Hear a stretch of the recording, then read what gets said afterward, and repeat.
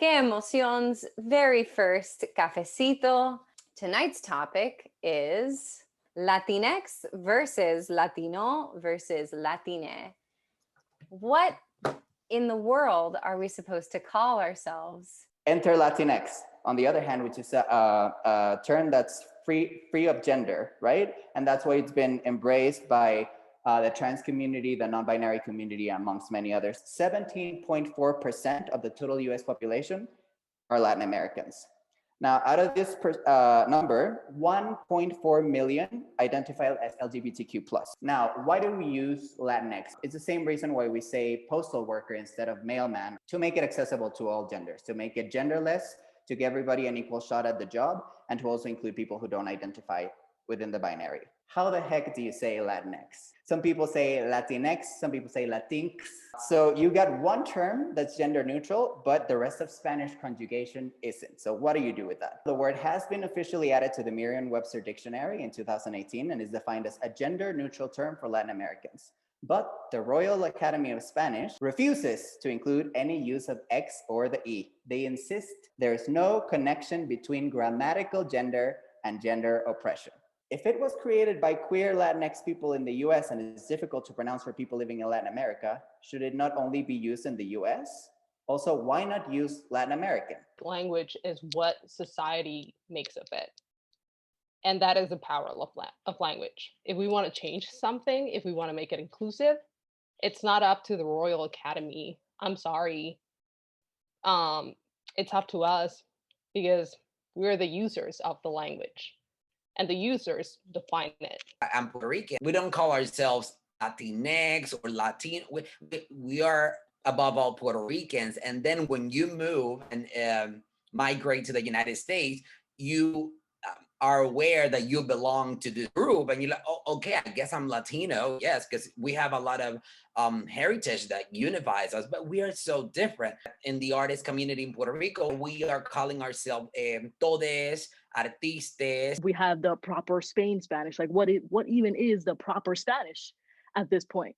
You know, so I'm inclusive to it. I appreciate the inclusivity that it's bringing, but I understand why only 3% of people are using it, and how older generations are like, ¿qué es eso de Latinx? Like, it feels like we're trying to force it kind of upon people at this point, like the older generations at least. I can understand why they hold on so like tightly to the language at the very least, because to them it seems like we're trying to change the culture. I also don't think it's fair for us as the Americans who like adopted this term to be like, oh, now all Latinos have to use it because you have to understand everything with this.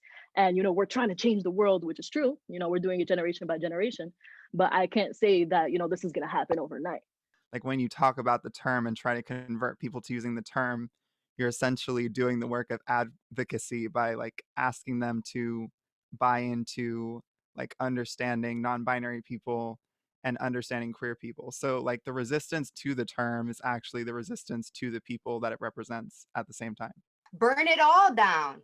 Burn it all down, because the language has been oppressing us. These are boxes that people are trying to put us in all the time.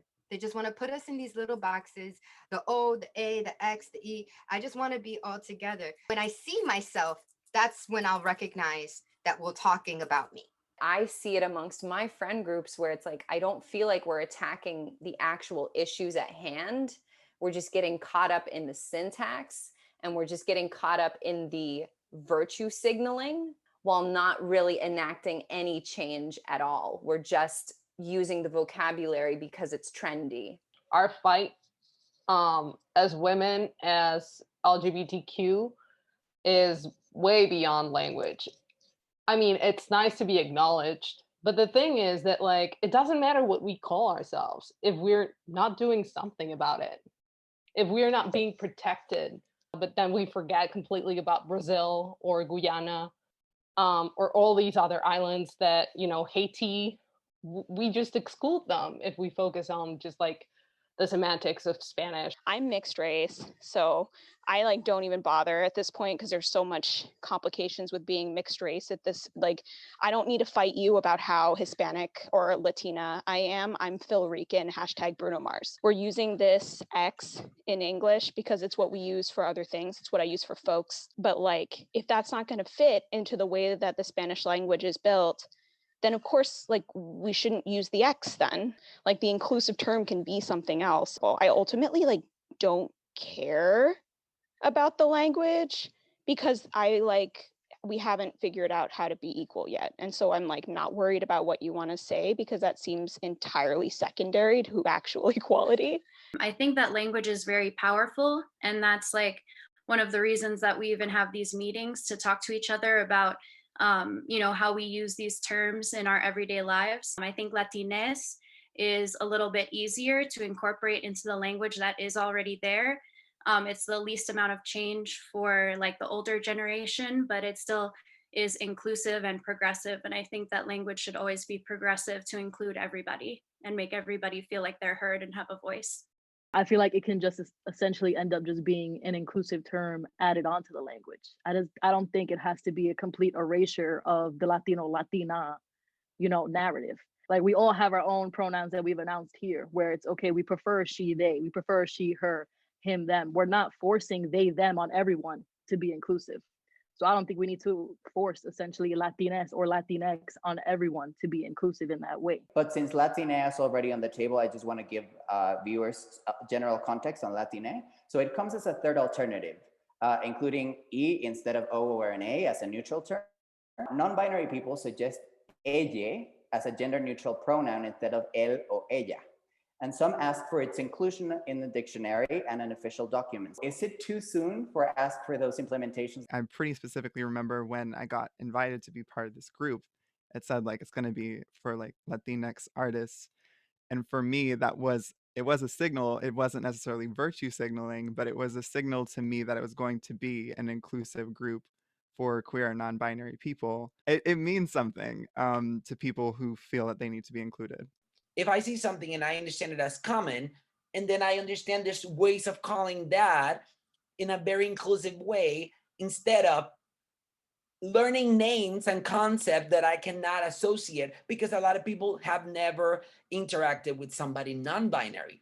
Don't start from the language, I guess is what I'm trying to say. As humans, accept that non-binary people and trans people exist and that they are part of our communities. And if somebody wants to be called ella, I will call them ella because that's their fundamental right. We can't go backwards. There is no getting rid of X. There is no getting rid of A.